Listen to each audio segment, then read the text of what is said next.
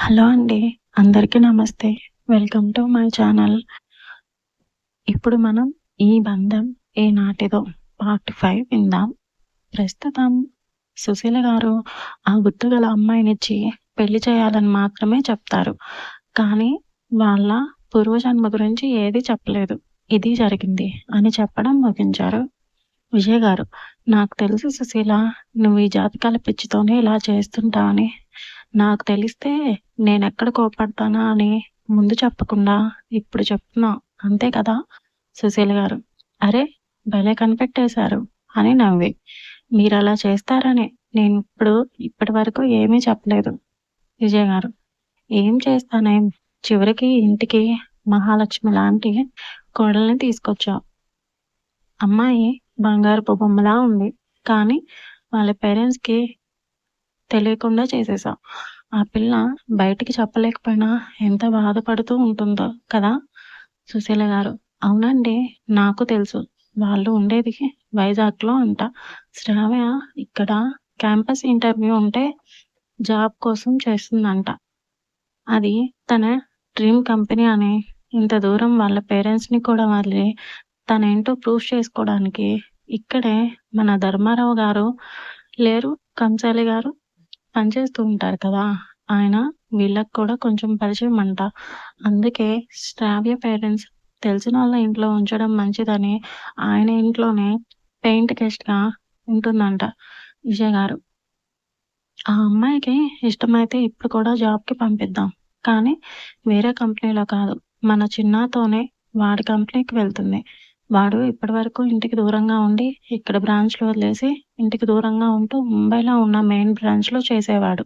సుశీల గారు, అవునండి. అందుకే వాడికి ముందే చెప్పేస్తాను. వాడి పెళ్లి అయిపోయాక ఇక్కడ మనతో పాటు ఉండమని చేసుకోవాలని.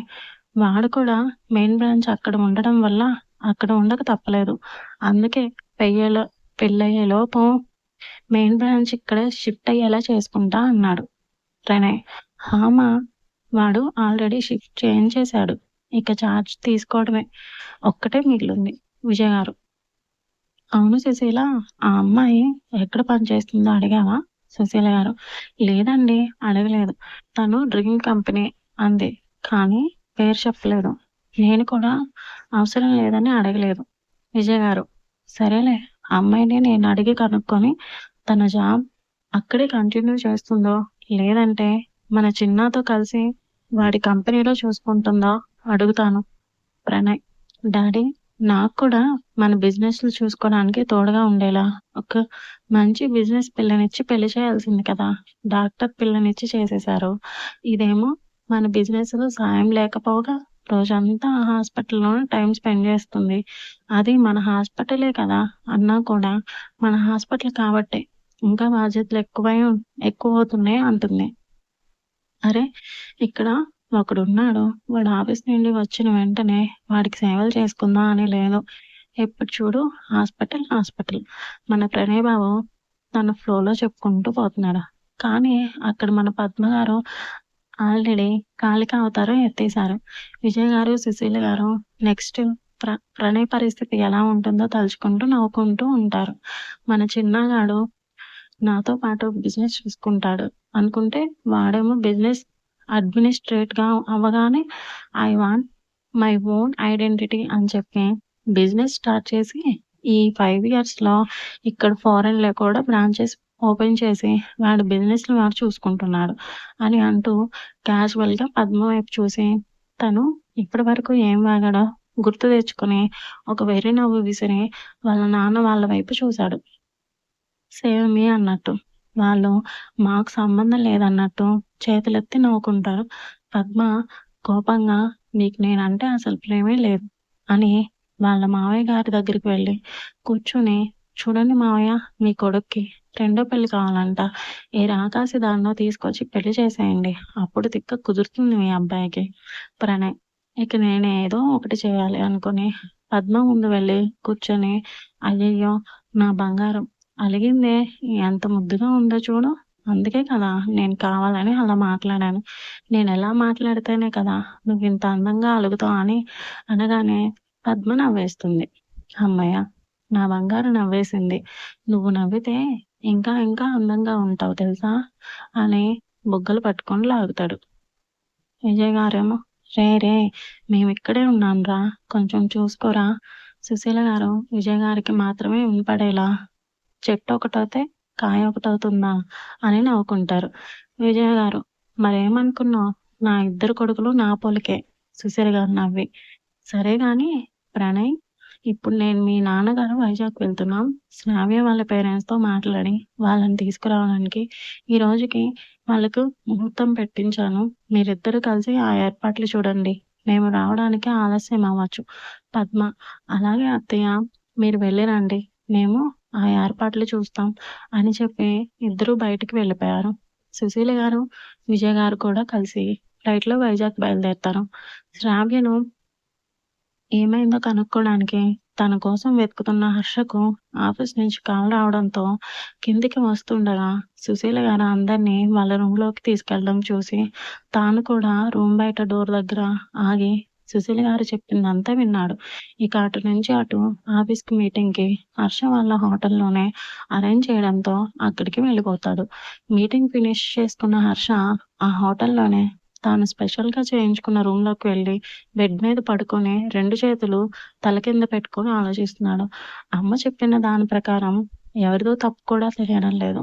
అమ్మ ఏమో ఈ జాతకాలు నమ్మి నా పెళ్లి ఇంత తొందరగా పెట్టి, తర్వాత చరిత కనిపించలేదని, ఈ అమ్మాయినిచ్చి పెళ్లి చేస్తేనే నేను బ్రతుకుతానని ఆ అమ్మాయినిచ్చి పెళ్లి చేసేసింది. ఒకవేళ చరిత ఉండంగానే ఆ అమ్మాయి వచ్చి ఆ గుర్తుగల అమ్మాయి తానేనని తెలుసుకొని చరితని కాదని ఖచ్చితంగా ఆ అమ్మాయిని ఇచ్చి పెళ్లి చేసేది. ఎందుకంటే మా జాతకాల విషయంలో చాలా, చాలా ఇదిగా ఉంటుంది. ఇక నా విషయంలో అయితే అసలు చెప్పక్కర్లేదు. ఇక ఈ చరిత అసలు ఎక్కడికి వెళ్ళింది? పెళ్లి ఇష్టం లేదని రాసి పెట్టింది అని రీనా చెప్తుంది. అసలు అలా ఎందుకు రాసుంటుంది? లేదు. నా బంగారానికి నేనంటే ప్రాణం. తను అలా రాసి వెళ్ళిపోవడానికి ఖచ్చితంగా ఏదో ఒక కారణం ఉండి ఉంటుంది. నా నా రెబెల్స్ ఎవరైనా తనని బెదిరించి ఉంటారా? యెస్. అదే అయ్యుంటుంది. ఛ! నేనే ఇంత నిర్లక్ష్యంగా ఎలా ఉన్నాను? ఇప్పుడు తనని వాళ్ళేమైనా చేసుంటే నో. అలా జరగడానికి వీల్లేదు అని కంగారుగా పైకి లేచి మొబైల్ తీసుకొని తనకు తెలిసిన పోలీస్ ఆఫీసర్‌కు కాల్ చేయబోతుండగా చరిత వాళ్ళ నాన్నగారి దగ్గర నుండి కాల్ వస్తుంది. హర్ష కాల్ లిఫ్ట్ చేసి హలో అంకుల్, చరిత ఇంటికి వచ్చిందా? తను సేఫ్‌గానే ఉందా? అని ఆగకుండా ప్రశ్నలు అడుగుతూనే ఉన్నాడు. కంగారుగా ఎక్కువ భయంతో. చరిత నాన్నగారు హా బాబు, అమ్మాయి బాగానే ఉంది. తనకు నీ రిలేటివ్స్ ఎవరో కాల్ చేసి తన పెళ్లి ఇష్టం లేదని రాసిపెట్టి ఎవరికీ చెప్పకుండా పెళ్లి నుండి పారిపోమని, లేకపోతే నిన్ను చంపేస్తామని బెదిరించారంట. ఈ విషయం ఎవరికైనా చెప్పడానికి ప్రయత్నించినా నిన్ను ఆ క్షణమే చంపేస్తామని, పెళ్లి మండపంలో వాళ్ళ మనుషులున్నారని, నువ్వేం చేసినా నాకు తెలిసిపోతుందని, అలాగే తన మొబైల్‌ని ట్రాకింగ్‌లో పెట్టామని బెదిరించారంట. ఇక తనేం చేసినా నిన్ను ఎక్కడ చంపేస్తారో అన్న భయంతో అక్కడి నుండి వాడి మనుషుల సహాయంతో ఎవరికీ తెలియకుండా బయటికి వచ్చి తన ఫేస్‌బుక్ ఫ్రెండ్ ఇంటికి వెళ్ళిపోయిందంట హర్ష.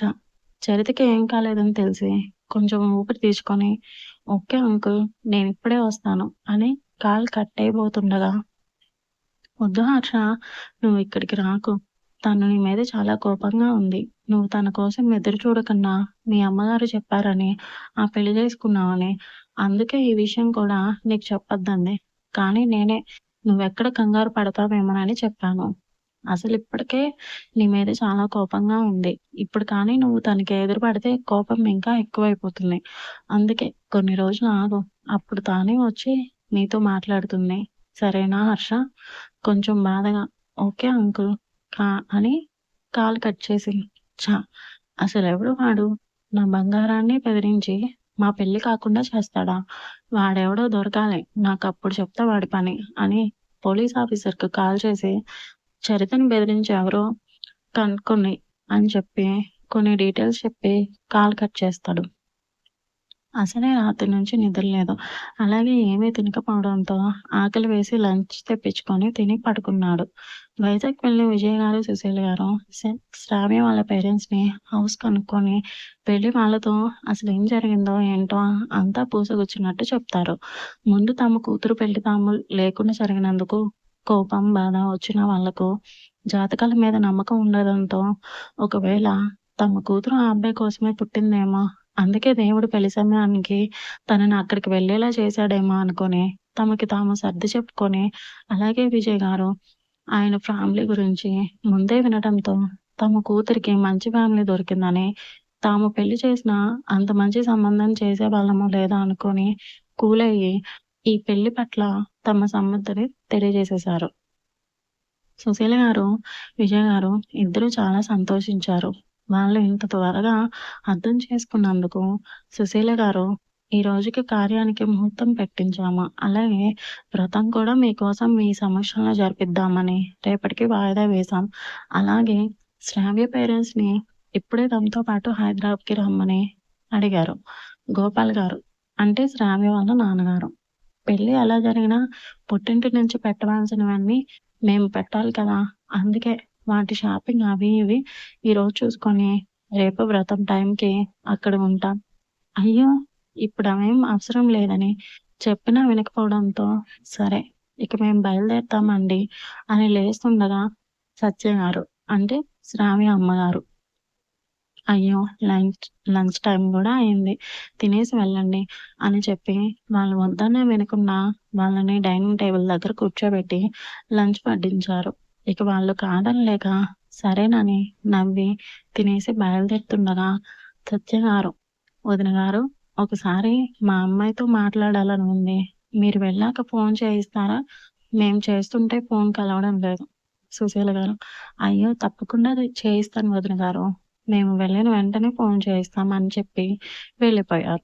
వీళ్ళు కూడా ఇప్పటినుంచి చేస్తే గాని అవ్వదని సత్యగారు పక్కింటి ఆవిడని తీసుకొని షాపింగ్‌కి వెళ్ళిపోయారు.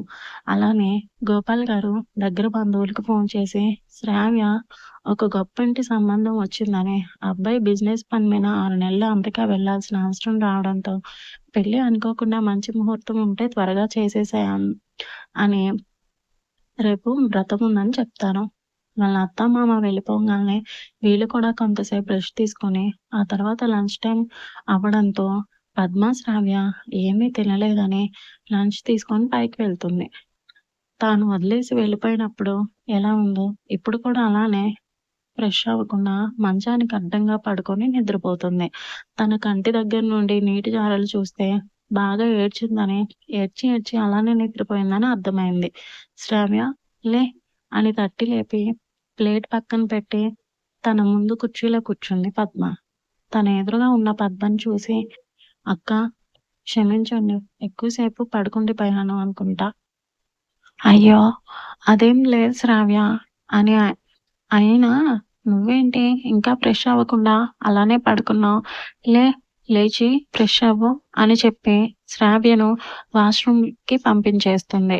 ఫ్రెష్ అయ్యి వచ్చిన శ్రావ్యను చూసి ఈ చీరలో భలే ఉన్నావు శ్రావ్య.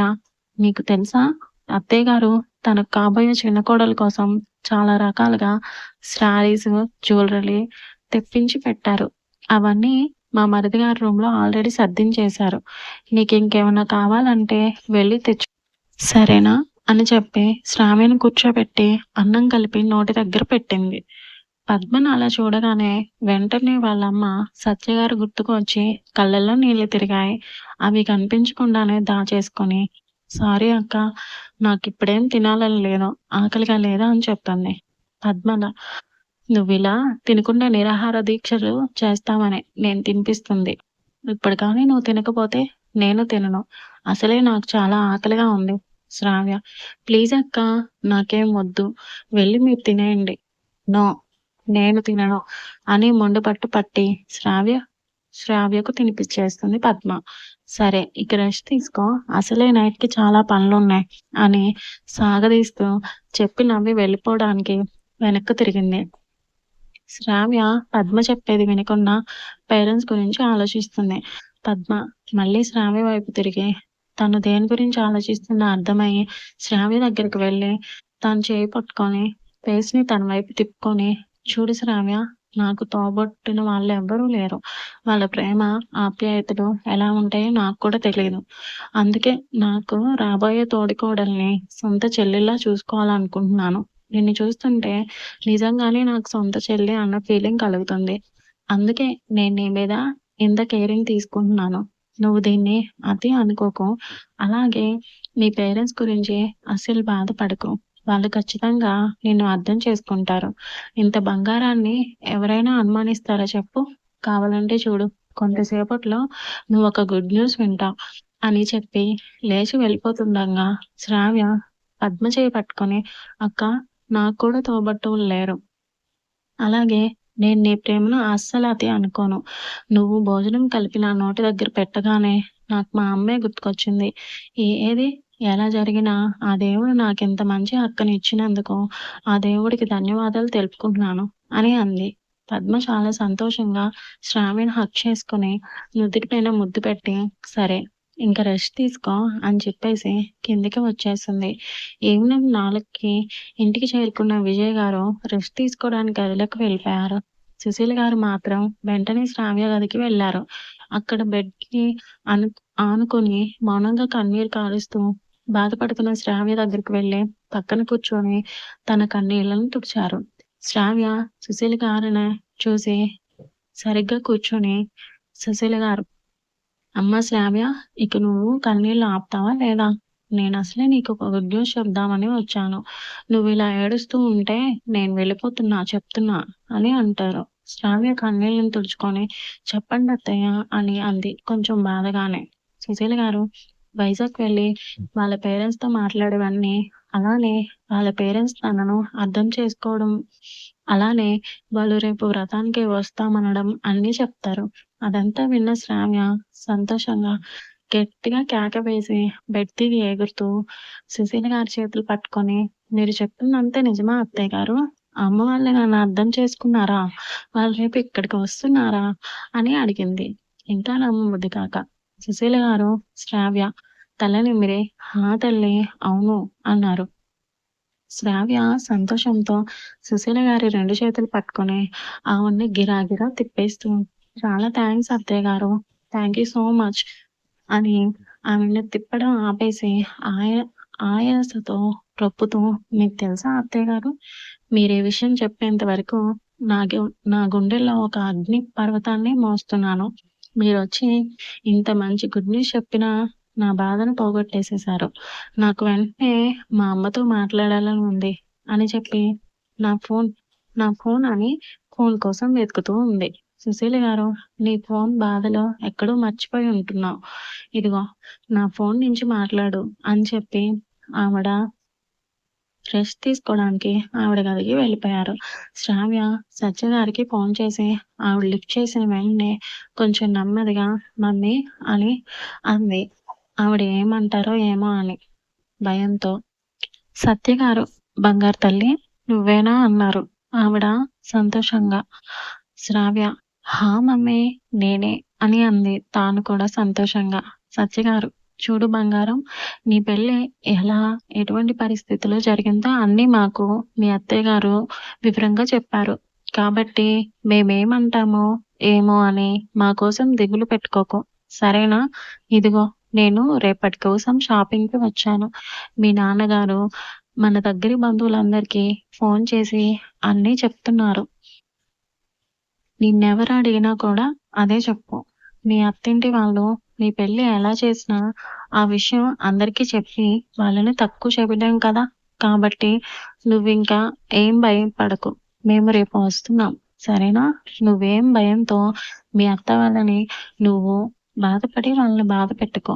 ఆ దేవుడి కృప నీ మీద ఉంది కనుకనే అంత మంచి ఉన్నతమైన కుటుంబానికి కోడలుగా వెళ్ళావు. నీ పెళ్లి కళ్ళారా చూడలేకపోయాం. మా చేతులారా చేయలేకపోయాం అన్న బాధ తప్ప మాకింకేం లేదు" అని అంటారు.